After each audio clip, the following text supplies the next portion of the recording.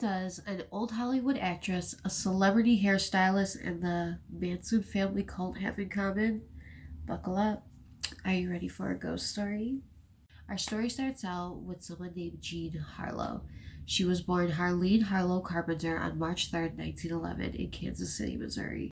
Jean Harlow was a major sex symbol in the early 1930s. She was particularly known for her bad girl roles. She was nicknamed the Blonde Bombshell or the Platinum Blonde, and she was really known for, which I don't know what this means, her laughing vamp persona? I have no idea what that means. At first, Harlow didn't have such luck in the film industry. She was signed to Howard Hughes, and after a series of failed films, he lost interest in her career. During one of the movies that Hughes casted Jean in the early 1930s called Hell's Angels, she met a man named Paul Byrne.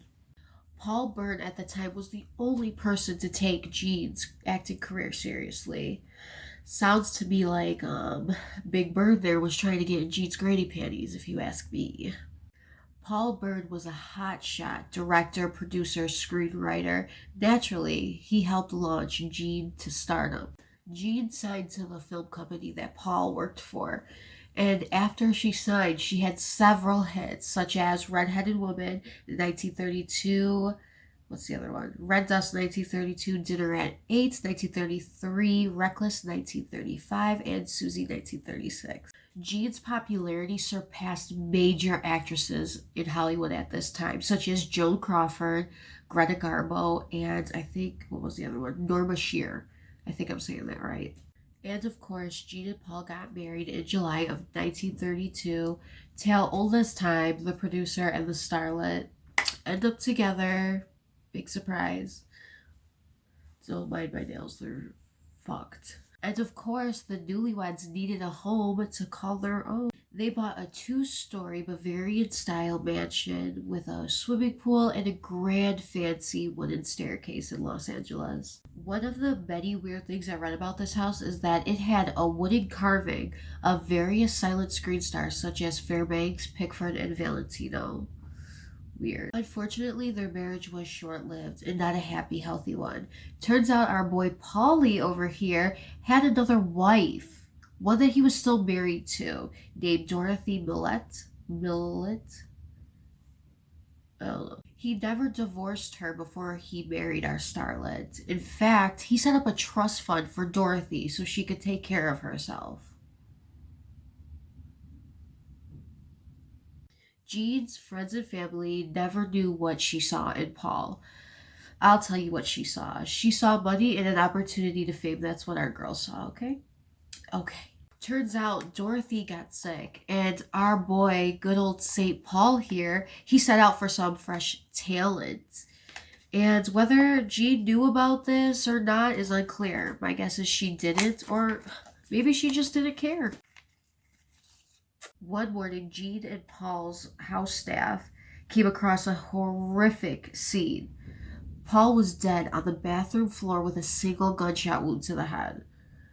Can you imagine finding that? The house staff, instead of calling 911 right away, they called Paul's company that he worked for, MGM.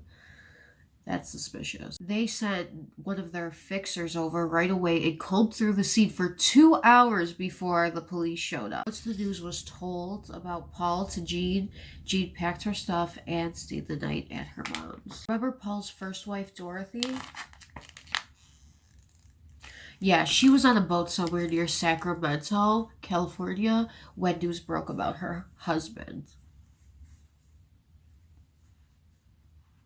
A random man saw Dorothy on the top deck of the boat.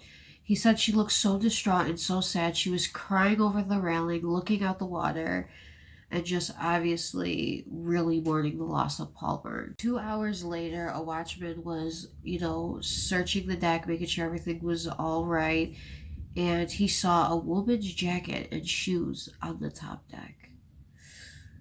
Whew. 2 weeks later, 2 fishermen found Dorothy's body floating in the Sacramento River. That's so sad. Anyways, our girl Jean don't waste no time.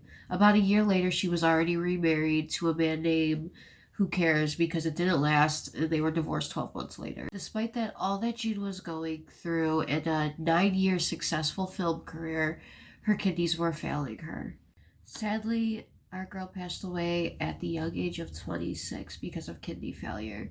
Now, it was said that Jean's breath smelled like urine because of her kidney failure, which is interesting because I didn't know that could even happen. Okay, so if the first part of this story didn't perk your titties, don't go anywhere because it gets interesting from here. Fast forward to 1963, a celebrity hairdresser by the name of Jay Sebring bought the old Jean Harlow house. Now, people didn't even want to go inside this house or go near it because of its dark history, but Jay didn't believe in any of that. We got another skeptic. A few years later, Jay met and fell in love with a beautiful actress named Sharon Tate. Now, if you don't know where I'm going with this, don't say anything. Just wait. So, Sharon Tate at this time was only 20 years old, and she also started staying at Jay's mansion by herself. Now, usually she was home alone at Jay's house because Jay was always off working.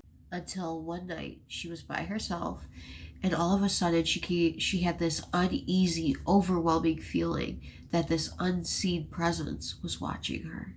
So Sharon was just laying in Jay's bed chilling, and all of a sudden this apparition appeared of this creepy old man that came limping into the room.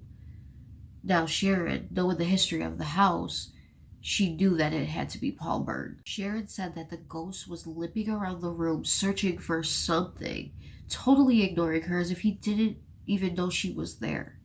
Sharon quickly threw on her robe and ran out of the room as fast as she could, down that big, fancy, grand staircase.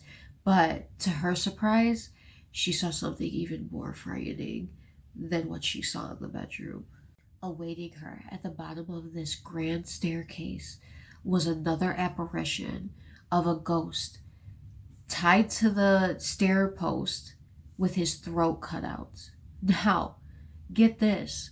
Sharon actually had the balls to run past this thing and run into the living room. Now, you're probably thinking, oh, she's probably going to call Jay or somebody. Instead, she's looking for Jay's liquor. When Sharon couldn't find any liquor, she had this sudden voice in her head that was telling her to push on the books on this weird old bookcase. So that's what she did. And to her surprise, it revealed a hidden bar. So then she went to the bar and she started pouring herself a drink or two, or three, or four. And then that same voice told her to start peeling back the wallpaper along the bar. I swear I'm not making this up. It's as if one of those apparitions were trying to have her find something for them, trying to lead her to some clues or something. Okay, so now this is the crazy part. After Sharon was feeling good from the drinks, she walked back upstairs, past the ghost that was on the stairs. Yes, he was still there. Past Paul Byrne in the hallway, and just crashed into bed and went to sleep. Now, when she woke up, she thought that it was all a dream. But when she went back downstairs and saw the hidden bar and the peeled wallpaper she started tearing, she knew last night was not a dream. As soon as I would have seen old Paul Byrne's ass limping in my room, I would have jumped out the window and just hoped for a miracle. Nope. Later down the road, Sharon ends up falling head over heels in love with another man named Roman Polanski. But instead of Jay and Sharon leaving on bad terms, they actually ended up staying friends. And Jay even considered Roman and Sharon like family. Jay even kept in touch with them, would still go over Sharon and Roman's house and visit, and they were like one big happy family. That is until 1969. When Sharon Tate was 9 months pregnant, Jay went over to go visit Sharon at Roman's house. Now, at this time, Roman was not there. Before I finish, trigger warning, okay? Just so you know. Now, where was I? Oh yeah, Roman was away working, and Sharon and Jay are just hanging out when all of a sudden Sharon and Roman's home was invaded by the Manson family cult.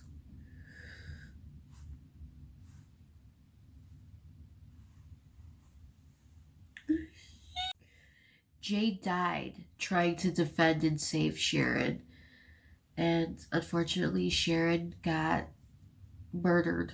She got STAB a few times, and the poor fetus, the unborn fetus, died of asphyxiation inside Sharon's womb.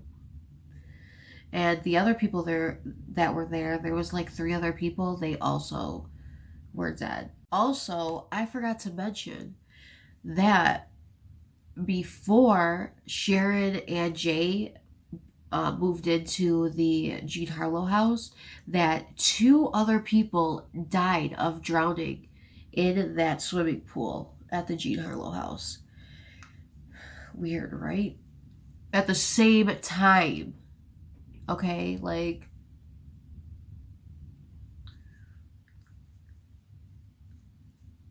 with that being said, is the Jean Harlow house really cursed? Is everybody that tries to live in it cursed? Was the ghost that Sharon saw that night in the Harlow house trying to warn her of the fate that she would end up having? Was Paul Byrne's ghost trying to lead Sharon to find clues of who really shot him? I guess we'll never know. So that is the infamous story of the Jean Harlow house and its curse. If you guys enjoyed this video, then subscribe and leave a like if you want to see more. And don't forget to, what else? I think that's it. Comment and check out all my other social media. Have fun trying to sleep tonight. I know I will. And I'll see you guys in the next one. Love you. Bye.